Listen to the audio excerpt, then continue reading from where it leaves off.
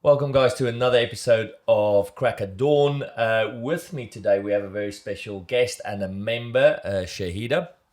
Hi, guys. Today, we're just going to take a little bit of time to get to know. This is going to be a new feature that we will have every now and again, where we will have one of our Dawn members in for chat and just to get to know more about them. So, Thanks for having me, man. yeah, Bit nervous. yeah. We had a chat exactly. coming in on the car, and I think I was calm until it all started rolling. Now I'm like, I've got sweaty palms.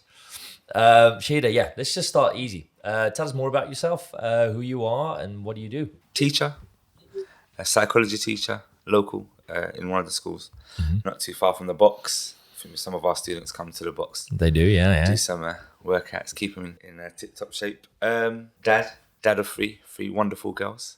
They're all girls. All ages? girls. 5, 3 and 1. So 3 girls under 5. I say I'll sleep when I'm dead. That's how I do. Yeah.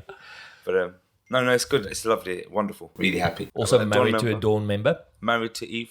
Yeah. Eve Rahman, legend, That's and a Dawn member. And a I'm Dawn member. confident she's gonna get a pull up before me, man. That's the banner in the house. Is that the latest chat? I think she's gonna get. Do you have a pull-up bar in the house?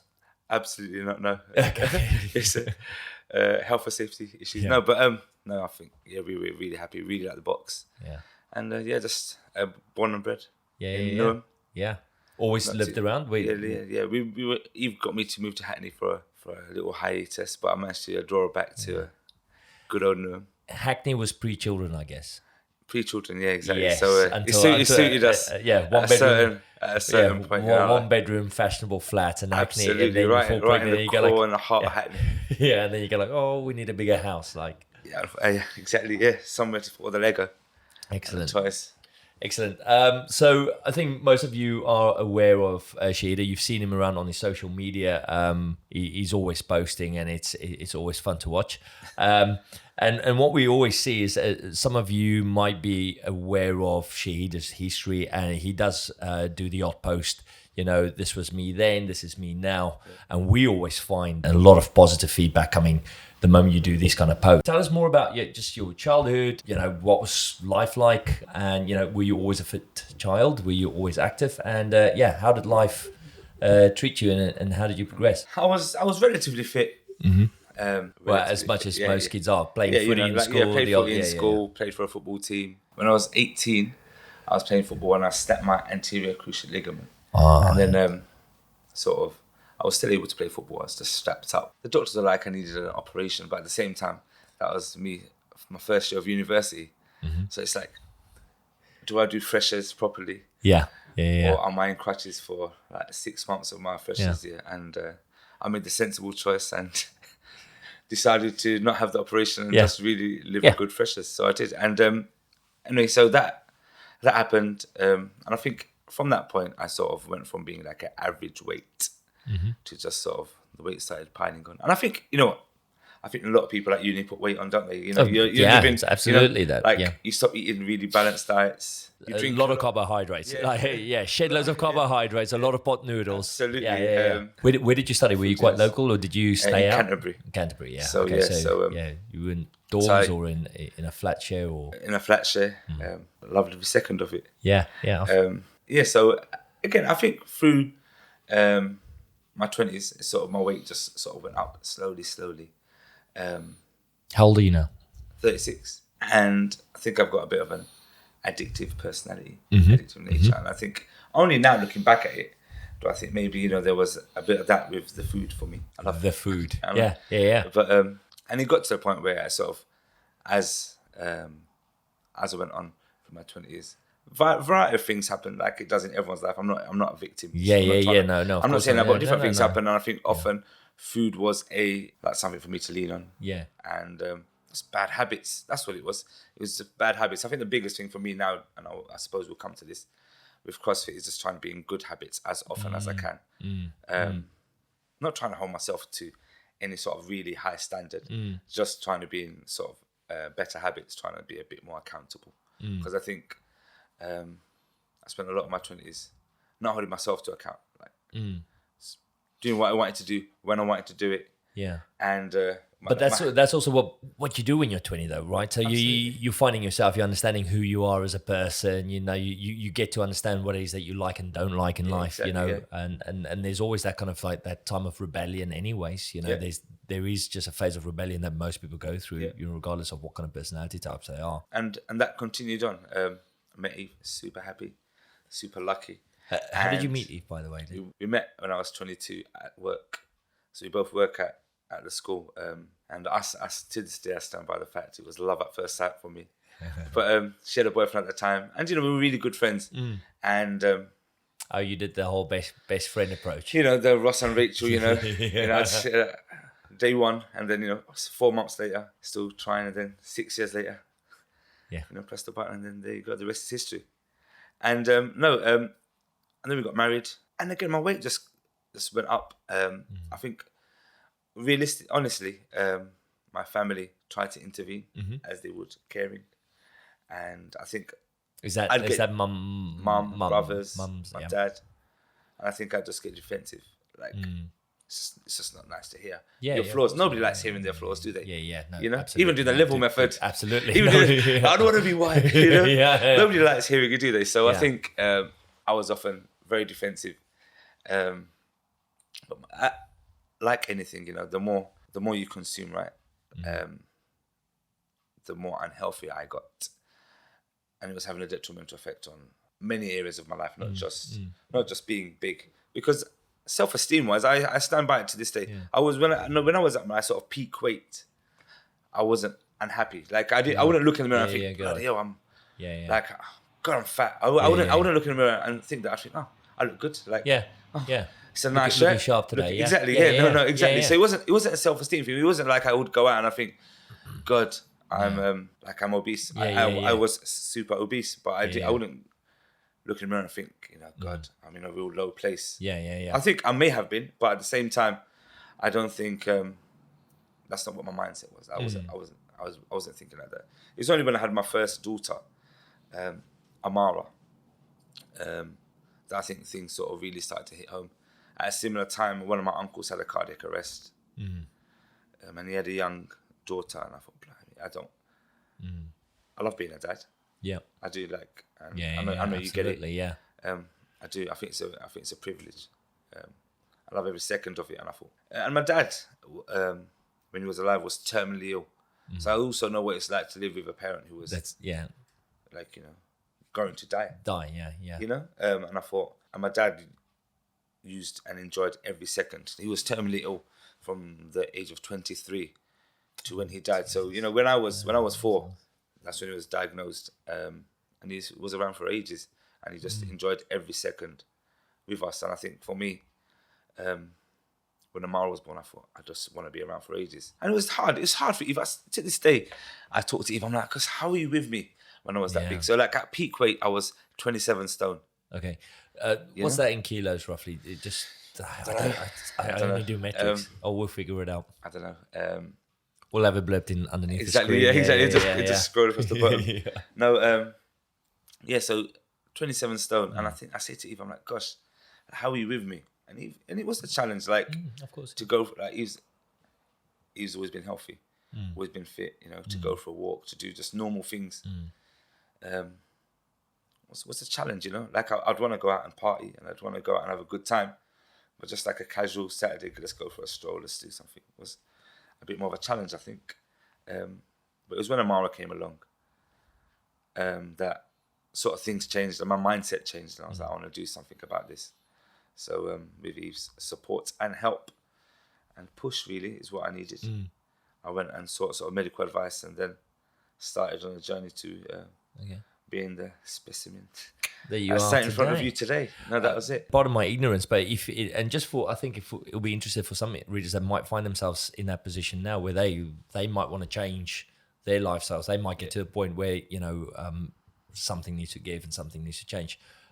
When you seek medical advice, what was that process like? How easy or hard was that to do? And you know, just enlighten us a bit more on that process. I think the medical side of it it's really hard, actually. It's not like going to your local GP and go like, hey, it's not like, hi, something bad has happened to me. Can you help fix it? Like, It's self-inflicted. It's not like Yeah. I was involved in a car crash. You need to repair me. It was self-inflicted. It was years of like not looking after myself that had culminated to this point. So it was some open and honest discussions, and it's not like I'm obese, let's fix it. It's I'm obese, let's go through a nutrition plan. And I should have started a nutrition plan, and it all would have fallen off, and I didn't. Yeah. This is the thing about habits, right? Like, how do you change a habit overnight? I'd see like a super inspirational nutritionist, and they'd give me like a perfect diet for me to scale away, for me to lose gradual weight and get fit slowly. And it was just really hard. I just found I could stick to it for a little while. What was a little while? Like a couple of weeks for you? Couple of weeks. Was it yo-yo diets? And is that what it is? Diets, I'll diet for a bit. I'd lose a bit of weight. I don't know if anyone else who's sort of overweight. When you're overweight, losing the first stone and a half is really easy. It just drops off you. Yeah. And then what happens is like you plateau very quickly. Yeah. And that was very difficult in terms of motivation. I found that was really, really hard. Yeah. Nowadays, and I suppose I'll talk about this in a bit, it's just changing my mindset on what plateauing looks like, right? But at that time, it was very much like, I've plateaued. And then a couple of months later, it will be back on, and then I'm right back where I was. So then slightly more sort of drastic measures were needed. They offered me a gastric sleeve.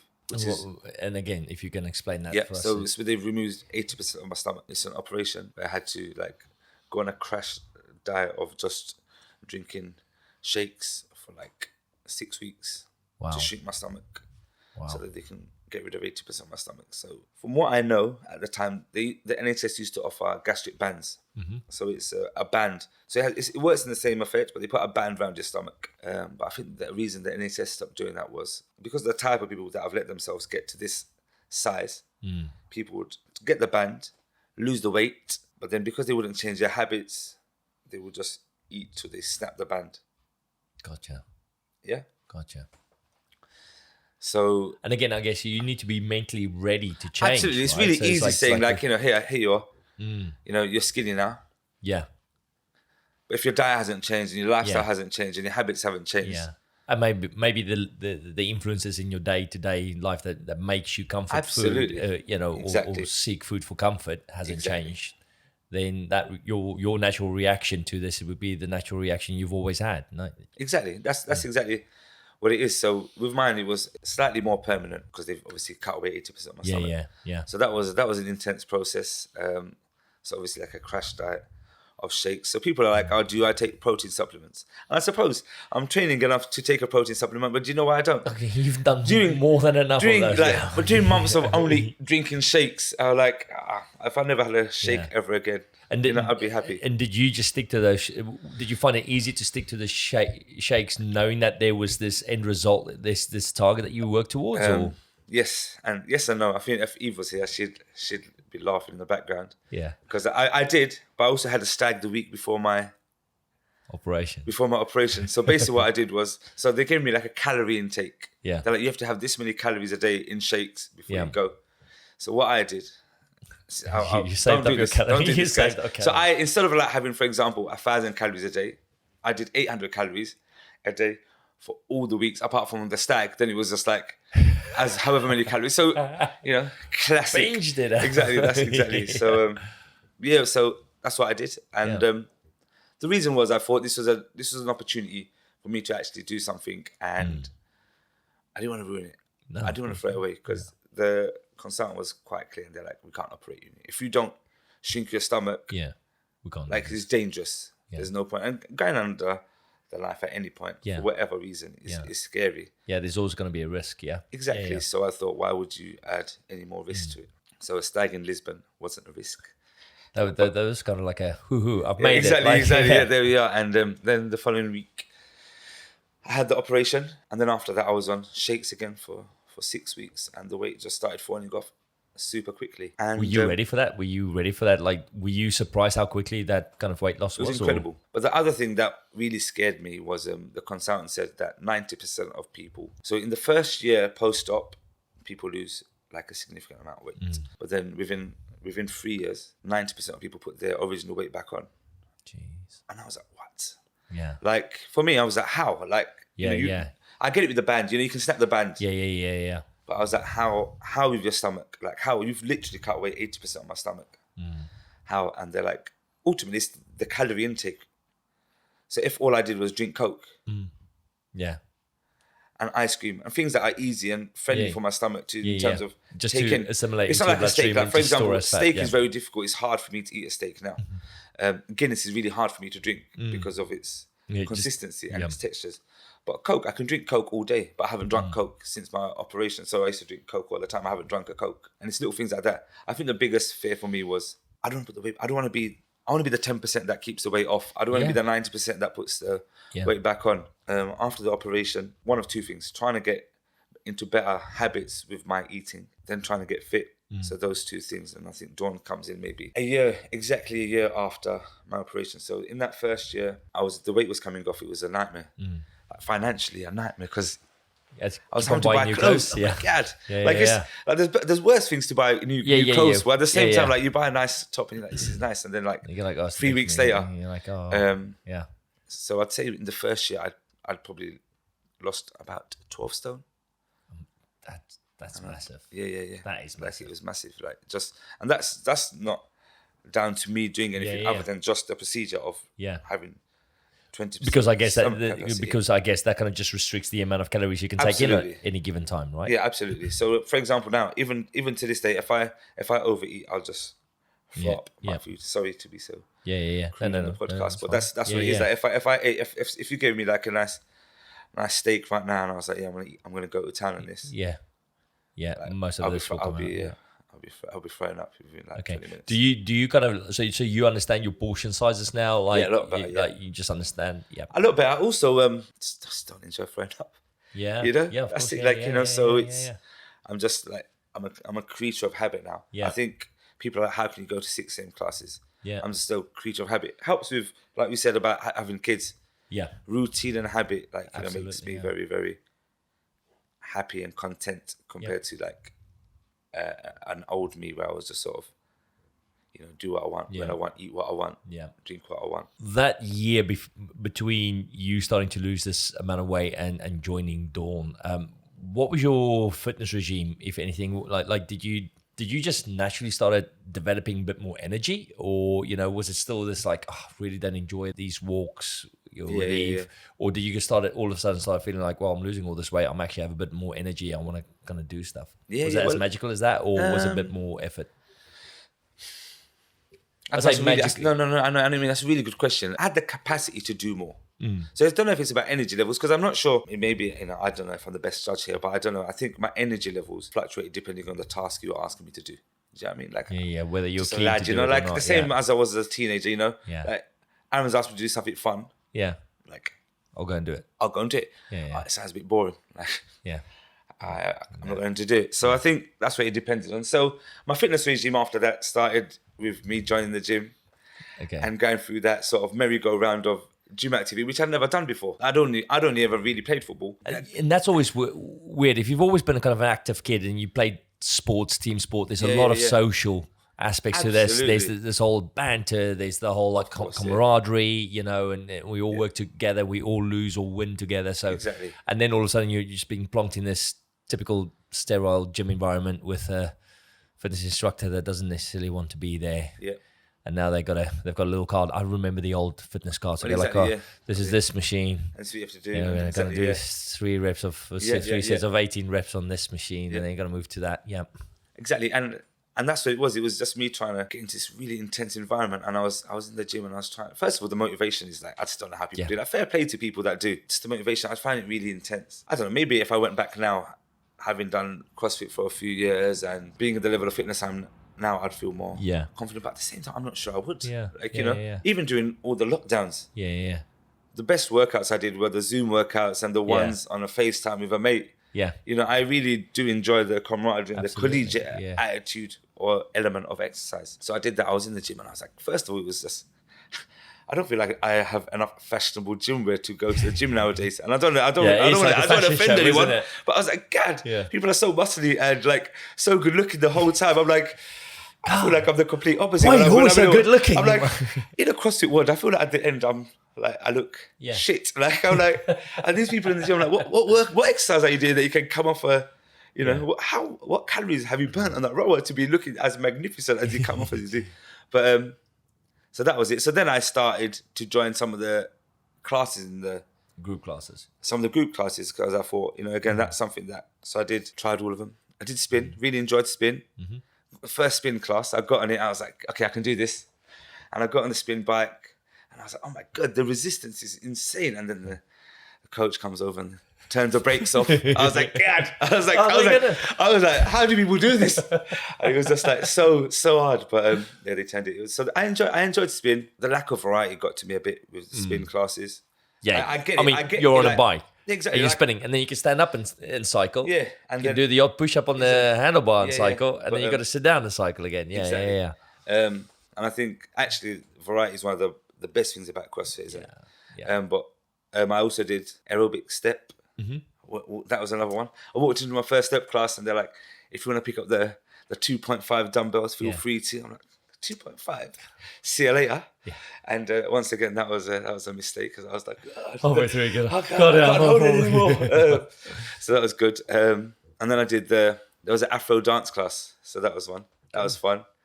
I was the only guy in there, but it was just a bit of variety, a nice class. Nina was in that class. Okay. Yeah. Okay. She was in that class, and that was fun. I was really new to being a fit person, and I was just trying to find my feet and basically trying all the soups, right? Just absolutely. You've got to try everything and see how that works. And I think there's also, I think in the past there was always a bit of hate thrown to traditional gyms from you know, CrossFitters, people that found their way and stuff. But there is something to be said, like you said earlier. There are people that actually enjoy those environments, and what I'm guessing, you know, there's a lot of self motivators. We always mention self motivators. These are your typical person that could just show up and they're going to get their work done, whether there's somebody there, whether they're the only person in that gym. You know, they will always get their work done. And then you have people like you and me who, you know, if there's not anybody there, I'm not going to get the work done. Exactly. You know, like it's just not fun. And if it's not fun, why are we doing it? So there's that kind of personality, right? So I think CrossFit does speak a bit more towards the person, because like, this is novel. I'll give that a go. Yeah. And then realize, actually, this is suffering is fun if you do it in the right way. Yeah, exactly. You know, I think was it something that you said in the podcast last week with James? It's just what I'm doing it for. You know, like I want to be healthy for as longer time as I possibly can be, and that's why I do it. Yeah. You know, I really enjoy doing the open. I really enjoy doing the workouts. I'm really enjoying the level method. But at the same time, my number one goal, coming from where I've come from, is just to be healthy for as long as I can. Possibly can. Yeah. Like I don't longevity now. Like absolutely. Your goals change, right? So mid-20s, I think anybody that finds fitness quite early on, you know, they blessed in a sense. I'm so impressed by that. Yeah, but they also cursed in a sense, because that's not. It's not a trap, but people fall into this performance mindset. Absolutely, right. And it's, once you've got children, you know, like, there's no way I'm ever going to sleep 8 hours a day. Yeah, exactly. Again. Yeah. So my rest, my rest is never going to be optimal. I saw Instagram last week. I'm like, stop trying to RX workouts, and you know what you need to do? RX your sleep, RX your diet. Yeah. And I was like, it's so motivational, but I'm like, okay, dude, I've got 3 children. Like, there's never going to happen. RX my diet. Yeah, I was like, but you lucky know, to pick off whatever's left on my children's plate. I was right? like, my dinner tonight was just like the leftover chicken nuggets before I left the house, you know. No, but that's so. I get it, but at the same time, I just don't know about second chances, and I feel like I've been given a second chance. Absolutely. So, for example, in lockdown, I did my first 5K, 10K half marathon, and I was just maybe overtraining, but at the same time, I was talking to. Was there anything else to do that? What else is that? Why am I running a half marathon? Just get out of the house. Get out of the house for an hour and a half. But I remember talking to one of my friends about this, and he's like, how can you training so much? And I think I made so many excuses in my 20s to not train. I'm like, I'm just not going to make an excuse to not train anymore. Yeah. So like, I could train with you. Yeah. And somebody's like, oh, do you want to go for a 5K later? And I'm like, I could probably do a 5K later. Yeah. So I will do a 5K later. You had some blistering 5K times. Like I remember there was a time during the lockdown where I was like secretly looking at what your 5K time was, and like, I've got to beat that by a few minutes, and then I'll post it deliberately, and you will have the odd little comment go, oh, fire, and then go out the next day and take 2 seconds off it, and I'm like, hey, I can't keep playing this game. And it is that. I just felt like I just spent a lot of my my 20s making excuses not to like hold myself accountable. Yeah. So I think that's what it is, and CrossFit's great for that, isn't it? CrossFit's great for holding you accountable. Even the level method, it really is. Okay, yeah. I think accountability is a good thing to kind of talk about as well. It's like CrossFit helps with accountability. The fact, and we had a bit of a throwaway comment last week, it's a bit of a joke that everybody knows when you skip reps, right? But it's that kind of accountability, knowing that there's eyes on you. For good and bad, right? Making sure just to motivate. I hate when the coach is standing right behind you. Like, good, stop looking at me. Like, stop judging my squat. I'm so tired. But you're absolutely right. That level of accountability is exactly what you need, and that's why we come to that. That's why I think CrossFit works, and that's especially for someone like me. You know, when I was in the gym, like, you know, okay, my plan is to do 20 minutes in the treadmill and then do a warm up. Like, that accountability wasn't there. Yeah. As a result, my performance just wasn't there. Just a couple of walks and you go. Absolutely. I've been to the gym. I'm back. You know, gonna make my healthy dinner. I'm gonna have an omelette. Gonna protein up after I've been to the gym. What did I do in the gym? Nothing. You know, like, yeah, absolutely. Yeah. It's one thing to be motivated to show up for CrossFit. It's one thing to obviously have that accountability. But how do you get motivated to get out of bed for a 6 a.m. class? How do you do that? Well, first of all, have you seen the 6 a.m. crew? Okay. They are an absolute vibe. They are such good people. But I think that's the whole box, really. Any time I come to a class, I think there's such an awesome community of nice, normal people, you know? Just normal really, people doing normal things. Just like, you know, normal people doing... Before that 1 hour, I'm not sure it's normal things. Listening to death metal at like 6 a.m. in the morning and just throwing some weights around. What gets me up at 6 a.m, first of all, I'm really just really bad in the evenings and the afternoons. You know what it is? For example, sometimes when I can't get into 6 a.m. or for whatever reason you don't get in, I'm in my head all day, like talking myself out of a 6 p.m. workout, you know? So I've, for example, I'm in for 6 p.m. and I'll spend the whole day. God, it's been a long day. It's been a hard day. You know what? I don't need to go at 6 p.m. Like, it's been a difficult day. I'm an early bird anyway, so I find getting the 6 a.m. workout done. Yeah, it sets you up for the day, right? It's my box ticked. Yeah. You know, I'm sure there's, you know, I'm sure there's better times to get PBs and PRs, but I'm like, the reason I do it is to get my fitness for the week done. Fitness for the day done, and that's what it is. You know, I'm not sure I can always make a weekend class. So those 5, 6 a.m.s I make during a week is me just ticking in a box. I was talking to Wayne, one of the 7 a.m.s about this other day, and some days I'll go 100%. And then another day I'll come in and I'll work. I'm winning because I walk through the door. And like the fact that I'm here, exactly, I saw a thing like the only bad one is the one you don't do, right? So it's the same as the workout. Like sometimes, like today I went in and Ali scaled a workout for me perfectly, and that's what I needed. And I got a workout in that I know I wouldn't have done by myself, and it just like it was my box ticked for the day. I feel good about myself and for my family. And that's it. And then you can get in. Kids are just waking up. Absolutely. Or they've been awake for an hour and I've been in the gym, which is fantastic. Which is great, right? But endorphin levels and the energy levels in my house at 6, 7 a.m. is great because, you know, I find a 6 a.m. class has the right effect on my energy levels that time of day. But how do I get up? It really is I think you have to be a certain type of person to wake up and go to a 6 a.m. class. That's what I think. I think the energy levels in there are. I think that's why that human, everything there is just, it's all a bunch of weirdos just showing up and just falling out of bed and putting something on and then show up and just crush it. And just crush it. And that's what the 6 a.m. What time of the day does Eve show up? Eve does 5 p.m. So that works well for you guys, right? She does at 5 p.m. and that works well for us. So she does the kids in the morning and then we sort of do our numerous drop-offs and then she'll go after work and I'll do dinner time, and it's just about finding balance and the accountability and the sort of no excuses. Like sometimes you might not be up for it. I'm like, go on, you love it. Like, you love that workout. Today after the workout, I was like, oh, you love that. And then she'll come home and I'm like, did you do box jumps? Because, you know, I'm like, she's been doing a few stuff. I'm like, she did box jumps. She's like, oh, no, 20. I was like, yes. Like, you know, exactly. But, you know, like. Exactly that. And, and then that builds builds the relationship as well. It's like understanding that there's somebody that's got your back and allowing you to get fit, right? And well, that's what it is. We try and facilitate that for one another. So if we can just look back on just parenting again, we're just going to touch on it very shortly, very quickly. All the parents at the box. A few nuggets, guys, coming your way now. New parents. There's a lot more parents in the box right now. But if you had to look at yourself, you know, early days, before the operation as a parent, yeah, I mean, it's hard to compare because it's your first child, right? Now you're three deep now. Like you're probably doing this with your eyes closed by now. Yeah, don't But tell just anyone. comparing yourself, like the energy levels that you have now and the time that you have for your children, can you see that there's a difference? I don't want to like put words in your mouth. If you can't, that's fine. But you know when you just have like a wow moment. So I think it was like a family tradition we started now is going for like a long walk on Christmas Eve. So we'd go up to the South Bank, go Borough Market, and just walk down the South Bank, and it's just doing. It's just. I think that's what it is. That's the kind of thing that I'm not sure I would have done. Maybe I would have done it. Yeah. I don't know, because I love being a dad. Yeah.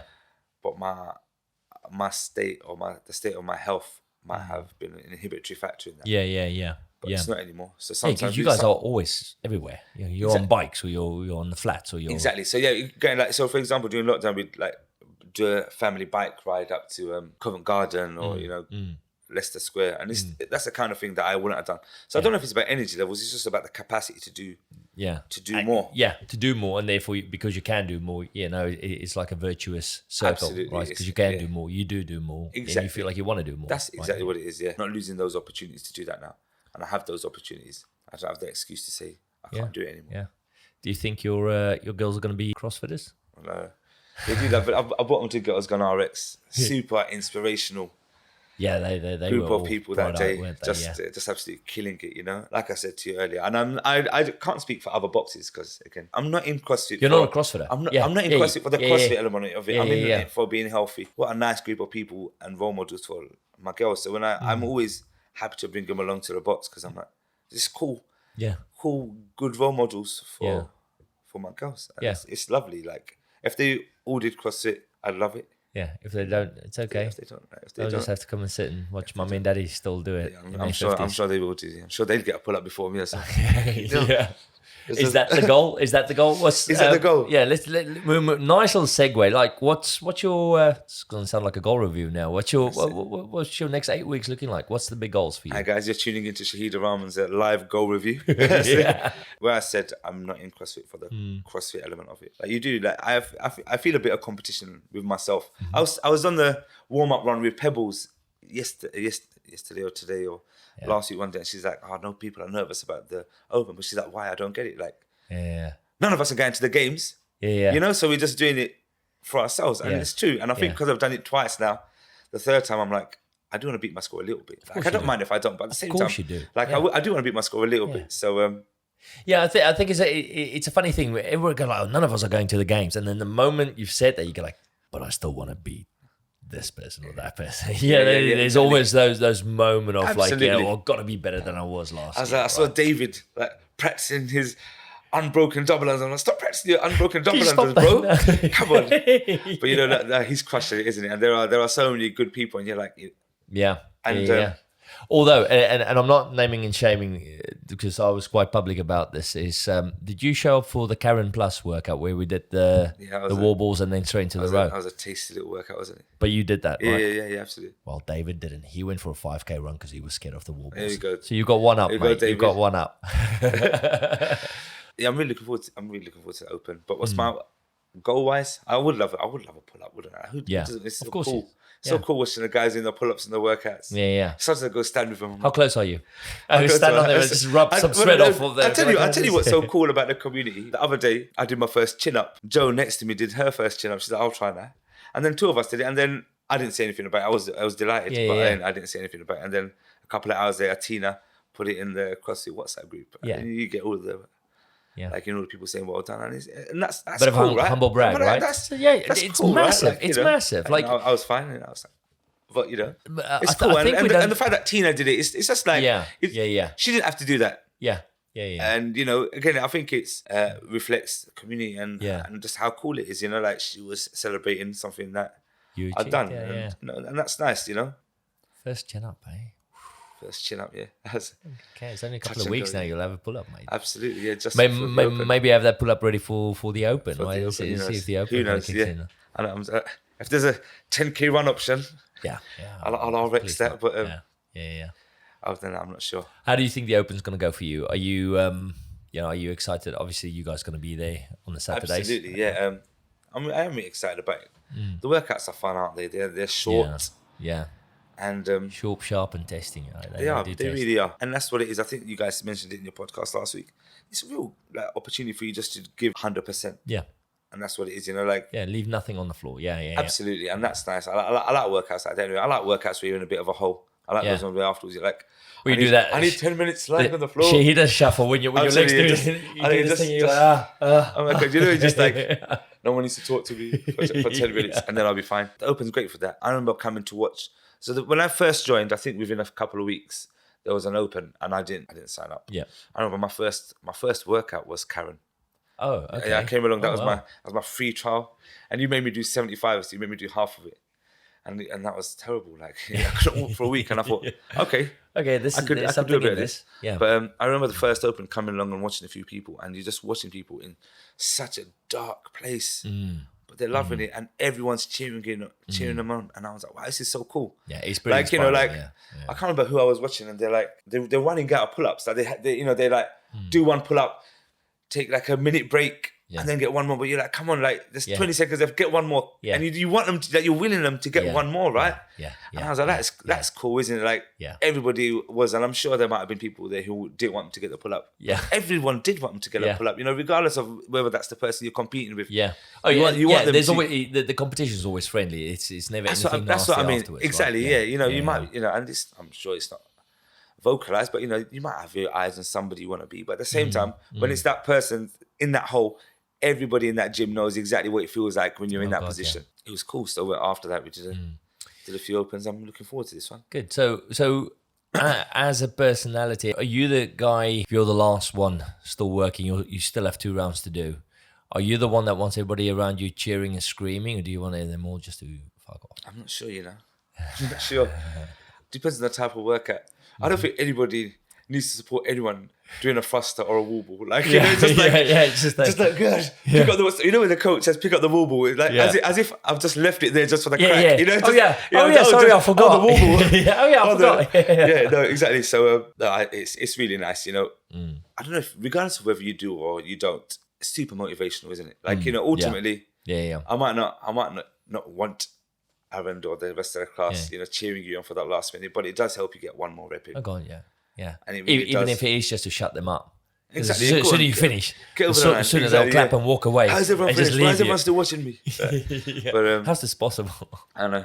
How long have you been a member with Dual now? So what's going on? I got my 3-year badge the other day. Did you? I got my 3-year badge, and you know what it is? I'm exponentially fit. I don't know what when I started. I remember doing those foundations. Yeah. And it was just like it must be illegal the amount of times I was doing knee push-ups. The snake push-up, knee push-ups. I was just doing them. I think all day until like a year ago I was doing those. Yeah. And then all of a sudden I just got a push-up. Yeah. And I could just just put do in them. the times for that. Yeah. Just put and it's incredible, like the gains you do make, and not because I want to be like super strong or super fast or anything. It's just I just keep coming and I just trust the process, and it works. That the program in the last month has been just so pull up heavy, and I'm like, I keep coming, and I'm like, I'm not getting a pull up, and then out of nowhere I got a chin up, and I was like, there you go. Like, programming works. whether you people say trust the process. I don't trust the process, but it still works. So the process clearly does. Does work. So you need to see, like, we as coaches are surprised that the programming is working. Unbelievable. But it's unbelievable. We know it happens. It's it is trying to convince people to be patient. I think a big thing for us is patience. Absolutely. And that's the one thing, something that we can always take away. And we keep on, as coaches, hammering on about it. It's better just to have a consistent drip, because that's what wears through marble, rather than these big crashing waves once a week coming in and just throw down, one Saturday and stay for the open gym and do this, and then be away for another week until the next Saturday. You'll see way more progress just showing up every morning, getting your work done. If there's still a member now, or member of the public maybe watching, thinking about, should they enter the open, they've only joined a month ago, are they ready for the open? What would you say to people that's still really early in their CrossFit journey and in 2 months whether they should join an open? What would you say to them and why? Absolutely. A couple of reasons. One, I think it really show you if this is something you're going to, you want to be part of. Yeah. Doing that watching that first open, I remember watching it thinking, I wish I signed up. Yeah. Like, look at this is cool. Yeah, there's a lot of sign-up remorse. We always get that second weekend where people go, I wish I'd done that now. Like, just like, I should have signed up because everyone's really nice. When I didn't sign up, I thought, I'm not good enough to sign. Like, all the things go through, I'm not good enough. Like, imposter syndrome. Like, what am I doing here? But actually, as soon as you're in there, you're like, I could have done that. I could have done the scaled version or the beginner version and got a good workout. And look at everyone supporting. Absolutely. Everyone's supporting you, whether you're like the most elite CrossFitter we have or the least elite CrossFitter we have. People are still supporting you. People still want you to crush it. Yeah. So I'd say absolutely, because that remorse, I felt it. Yeah. And I was probably in a similar position to anyone who's joining CrossFit now. I joined, and I think it was within 3-4 weeks of me joining. Yeah. I remember thinking, God, I wish I signed up just to give you sort of a baseline, right? So I think the level method's excellent for that. I think I said in my level method little video, I said it's really good. That's the way I like learning, and I'm a teacher, and I love being able to sort of track your progress. The level method's brilliant for that. And this year for us is, sorry to interrupt there, but for us this year the open will also be done in your colors. So even if you're a fresh joiner, the programming will facilitate the open workout into a colored band where you could just go like, okay, well, this is all I need to focus on today, and still have that experience of, okay, this is what people are talking about. Oh my God, yes, it still sucks. Exactly. It will 100% suck, guys. Like, every one of those workouts is going to be in a hole. But that's the magic, right? And this is what we lead back to, is those kind of team sports, those kind of like shared suffering that we either win or we lose together. Exactly. Which is an element that a normal gym just would never have, right? I agree, and that's what it is. Everybody in that gym on that Saturday morning is all going to be like in a world of pain, but you're all in the world of pain together. Well, it's not long now. It's only a couple of weeks away, so it's still not too late to join, guys. Shahidur, thank you for your time. I really appreciated this. I think this it's amazing to kind of just see, from a coach's point of view, see where you started. You absolutely attack every moment. Like every class you're in there, you're always fun to be with, and I think it is also the 6 a.m. vibe. People play off each other and stuff, but it's always fun to have you in the box and out of the box, even with like just normal CrossFits, dawn socials and stuff like that. It's always fun to have you around. Liability. Let's not talk about the Christmas socials. We're never going to talk about the Christmas socials. Right? Let's leave that one there. But thank you so much for making time to chat to us today. And I'm going to see you on the competition floor. That's it, man. I'll see you later. Right. Love that. Thanks, man. Thanks for having me, man.